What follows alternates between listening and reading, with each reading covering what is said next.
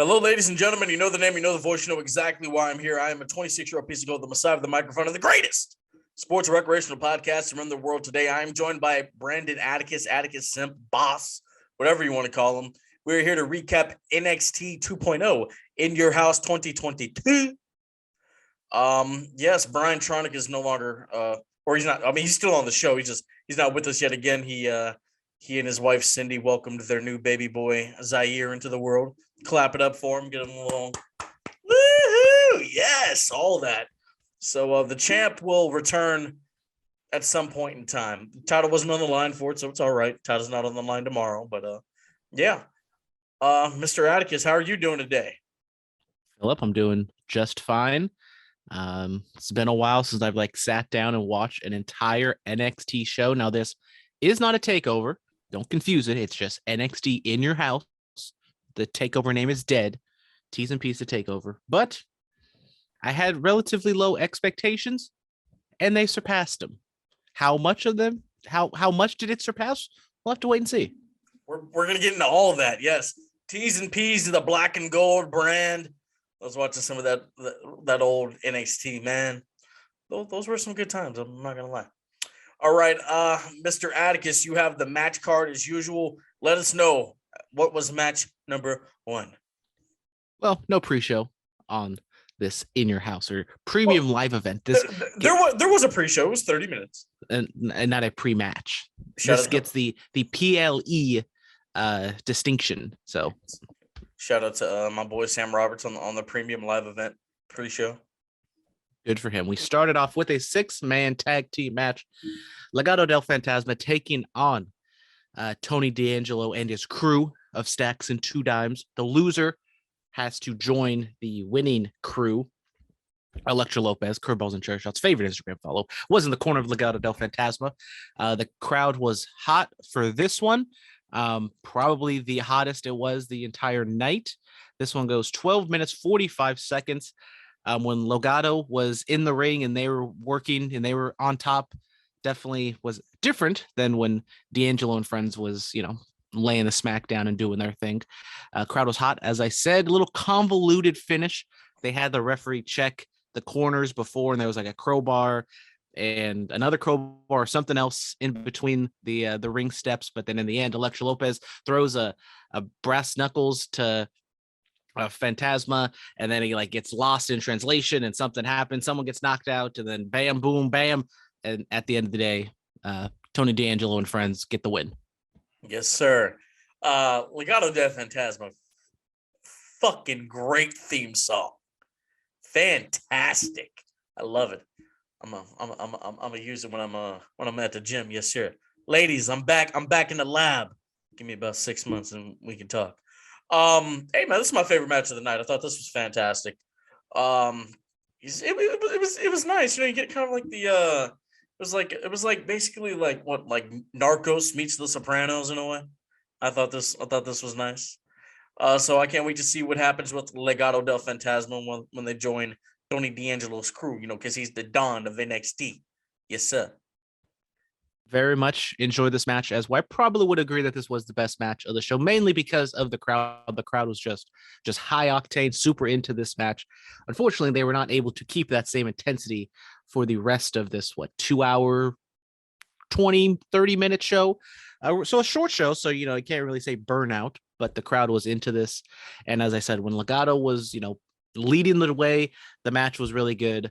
And I wasn't a big fan of the finish, also because if we go down the car, there's going to be a lot of more convoluted interference, distraction finishes lingered throughout the show. But 12:45, so relatively short match, but they packed a lot of stuff into this short match. Next up, we get to another tag team match, but this was the NXT Women's Tag Team match as Toxic Attraction, Gigi Dolan and JC Jane defend against Katana Chance, new name, who dis, and the underrated Kaden Carter. Katana and Kaden try to feel the glow as they had a rave entrance. They had some shoulder pads and they passed out some glow sticks to the crowd that for some reason they just did not work. They did not look very good. Were they being carried by gentlemen? Yeah, they were in the stands of the PC. They walked down and there were these two hefty gentlemen at the corners, the bodyguards, whatever, and they were on top of their shoulders. It was lucky them. I saw what they were going for. Not the best entrance in the world. Toxic Attraction just gets their standard slow-mo entrance. Mandy and crew show up in a Bentley and goes 9 minutes, 1 second. Toxic Attraction gets the win. Once again, we get some, not a convoluted finish, but JC Jane hits Caden, and then that leads to a high suplex where Caden Carter's shoulders weren't exactly on the ground. She got him kind of back up, but Gigi gets the pin, and Toxic Attraction retain. Thought the match was cool. Nice to see that this was Caden and Casey's first premium live event. Who? Huh? Who? Who? You mean Caden and Katana? There we go. Yes. Yeah. See, Casey's her middle name. Katana Casey Chance. Yeah. When you did Diet Coke, boys, what is this? Yeah, it's the only way to go. If we're going Coke. No Diet Dr. Pepper. No, it's not as readily available at Costco. I was about to say. No, but are you a fan of the Diet Dr. Pepper? I can't even hear you. If I'm going Dr. Pepper, I'm going full bore, and I'm going all 23 flavors.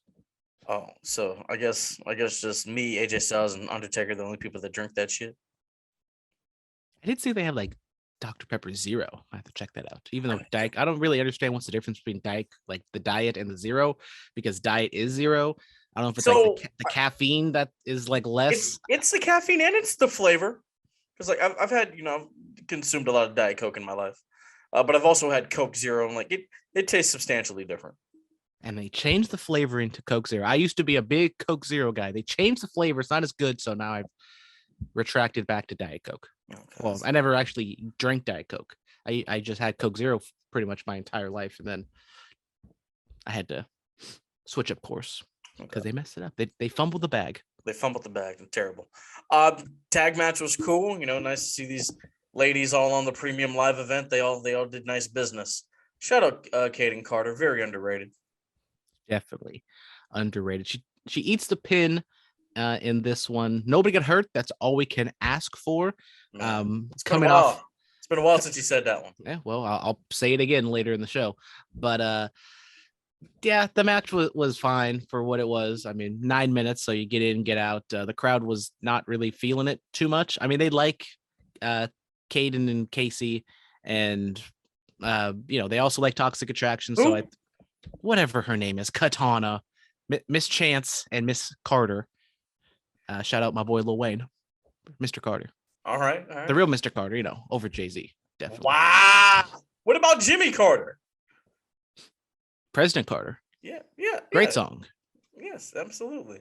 Yeah, this happened. Let's move. It did happen. Then we got another title match. Carmelo Hayes and Cameron Grimes fight for the North American Championship. Yes, sir. This one goes 15 minutes, 30 seconds, and your new North American champion is Carmelo Hayes. Yes, the A champ is back. He is him. Melo don't miss. You love to see it. Yeah, Trick Williams, Trick Daddy was getting involved a lot during the match. He ate a cave-in, which used to be the mushroom stomp. And then all that played into Carmelo hitting the diving famouser from the top rope, which that he's got to stop doing that. That's going to be very impactful in his life later down the line. But yeah, that's the finish. And 1, 2, 3, we have a new North American champ. I think he's the only 2-time North American champion. Yeah. Now you're gonna have to make me look it up. I think so. Yeah. I'm just going through the old Rolodex. Wait, no, Johnny Gargano. I want to say Damian Priest is a 2-time one also, but I know Gargano for sure. Johnny Gargano has 3. Oh, Carmelo Hayes has 2. Everybody else has 1. All right, for sure. Mr. Velveteen Dream has the longest combined day reign. How many days? 230. Well, for some reason it says 231 combined days, but recognized by WWE as 209. I don't know what the hell that means. Oh, But I think he won it like on TV, and it didn't air for quite some time. Oh, wait, back when they were doing all those tapings at once. That's what that is. Okay, I guess that makes sense.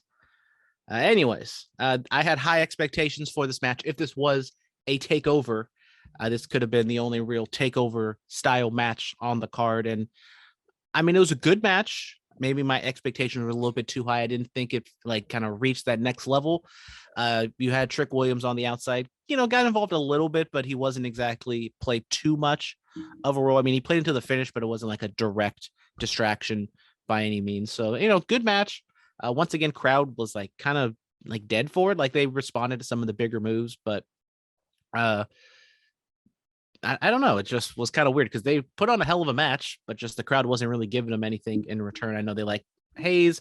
They have a weird relationship with Cameron Grimes. I don't really know what's up with that. But Brian Tronick said it best. They need to get out of that arena, like for takeovers or premium live events or whatever we're doing. They need to kind of go back to I want to say what the kind of the takeover model was for the past couple of years, where it wasn't in Full Sail or the Performance Center or whatever. It was in an actual arena. Just find like something else. Get out of Florida. Just try it. Try it for I just don't know what NXT 2.0 can do on tour. I know they're doing tours. They advertised it during the show. They're doing like an 8-show loop in Florida. But I mean, is it really that worth it if they just go around to like college, whatever, like arenas or even like theaters to do takeovers? Like I know that Black and Gold did some theater shows back in the day, but I mean, I wonder how much they could draw. Like, can NXT 2.0 draw 3,000 people in Dallas or LA or something? I don't know. How many did they have for Stand and Deliver? Nice. That was WrestleMania weekend. So I will, they didn't sell out. I mean, they got what, like 10,000 people? Yeah. They're about. I mean, I can look up the attendance, but and I know also they didn't exactly have the they wanted more. They just didn't get it also beat on the same day as WrestleMania does. Kind of make it a little awkward. Yeah, you would have to do it like before SmackDown or something like that. All right, moving on. We did get some like Hell in a Cell hype scattered throughout, and I did not see this beforehand, but we got an MVP diss track on Bobby Lashley during the show. I thought it was hilarious. Phillip, did you see this? No, so mine was my Peacock was being weird. Like I have the premium, but it showed like a commercial, like just like a regular commercial, and then it cuts back to like the end, and I just see MVP and Omos. I'm like, what the hell is this? Damn, I would definitely recommend you go out and look this up. It was not exactly a good rap, but it was. I was out and I was like listening to it and I was like, wait a minute, that's MVP. MVP's rapping. He's like dissing Bobby Lashley for not having any hair and just going after him, and it was a good time. Montel got some bars. Yep. Let's see. Can I pull up the attendance? Do we have the official attendance figures here for Stand and Deliver? Oh. Stand and Deliver? No. You just Wikipedia. Can we get some numbers, please? You hate to see it. You really do. All right. Moving on. We get Mandy defending her NXT Women's Championship against Wendy Chu. This one goes 11 minutes 8 seconds. Wendy, we get a dream sequence of her winning the championship, and that's all it was just a dream because Mandy retains. Was it a Velveteen Dream? It was not a Velveteen Dream, thank God. But Wendy, she was in her like a tracksuit. I don't watch NXT, so I see her like in the onesie. I don't see her wrestle, so I don't know what she normally wears, but she was in the tracksuit. She did the old Jerry Lawler by zipping it down, and she had a Toxic Attraction shirt on, and she, did the whole thing. The crowd, they like Mandy. They're behind Wendy Chu. It was, a cute match. It was ugly at times. No one could hurt. That's all we can ask for. So there's a second time I said it. I don't know, Mandy pulling out some new moves out of the arsenal. The crowd did get up for it later when it looked like there was maybe a possibility that Wendy was going to win. Mandy shut that down real quick. Hit her with that knee, stack pinned her, bam, 1, 2, 3. And Mandy continues on her 220 plus day reign. The best bicycle knee in the business. You love to see it. Does she have a name for it? Not that I know of, but I'll call it the rose plant or something like that. I don't know. Uh, oh wait, no, that's Bailey's finisher. No, it's fine. You know, Toxic Attraction. They still run NXT. All the women standing there with their gold. Fantastic. Let's move it on. moving on, the penultimate match is the NXT Tag Team Championship. Pretty Deadly defending against the Creed brothers, and if the Creeds lose, they are kicked out of the Diamond Mine. Yes, boy. Yes, boy. They did a nice little story graphic of the Creeds kind of going down a timeline of them being born to them, you know, amateur wrestling as kids, and then high school, college, you know, Olympic tryouts or whatever.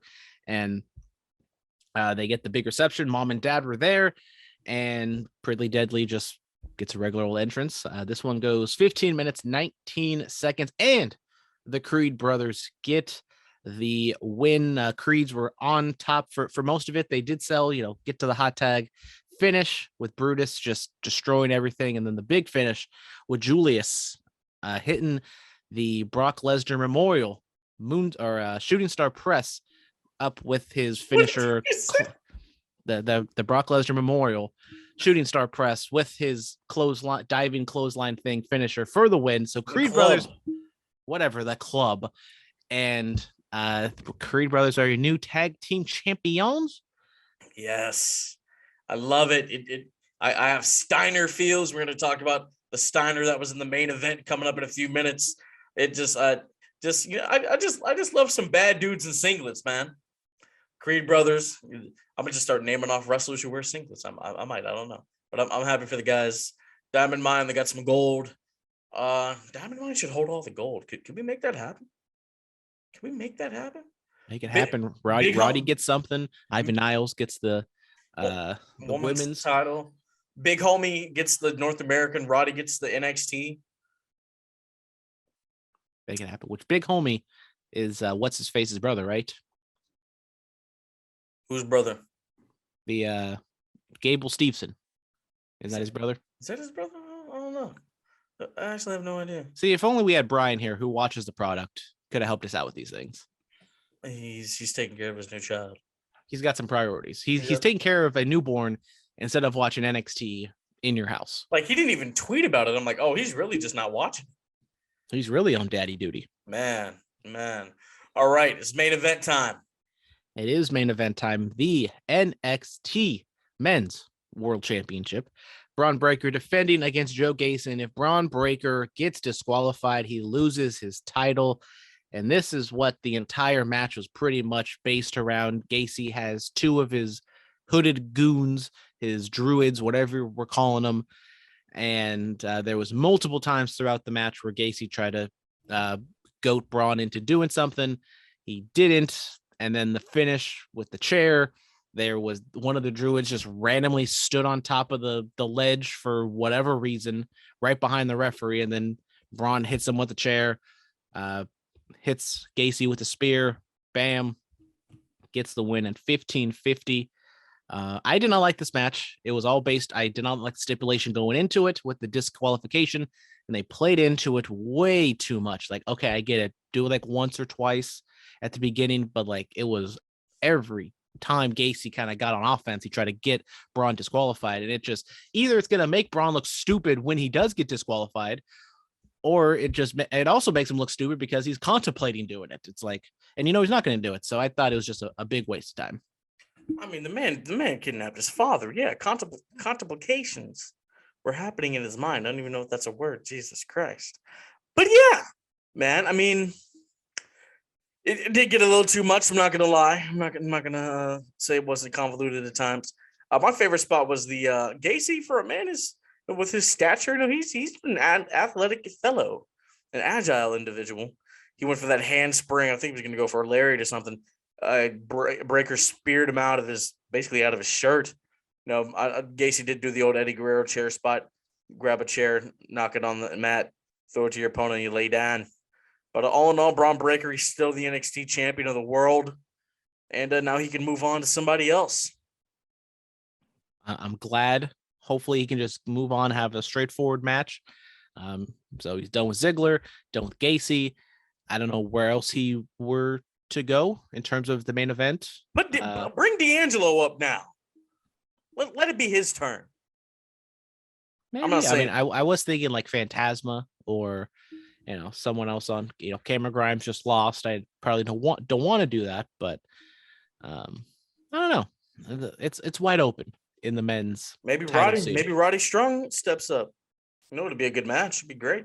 I mean, it would be a great match, especially with the tour coming up. You have that match, tour around the cities of Florida, and Roddy and Braun can just work out the kinks. Yeah, work it out and have a good solid match whenever the next takeover-esque show is, which they didn't advertise anything. I don't know if they're going to do something for SummerSlam or Survivor Series or whatever, because they used to do the takeovers back to back with the shows, but it wasn't actually in the show because it's not in the same city. This was at the Performance Center where it always is.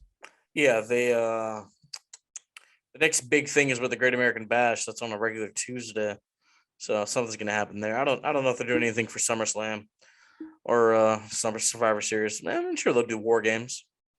Blood and guts. Not the same. It doesn't hit the same. All right, Atticus, your overall grade for NXT 2.0 In Your House 2022. My overall grade, I would probably put it at a B-. I'm trying not to be super harsh on it, but besides the opening tag match, Carmelo and Cameron Grimes, there was moments like the tag match, the tag title match had its moments. Even like the Winnie Chu Mandy match had its moments at the very end. But outside of the tag match, nothing really stood out as like a really good match. So I'm trying to be positive. I'm going to just give it a B-, not give it a C.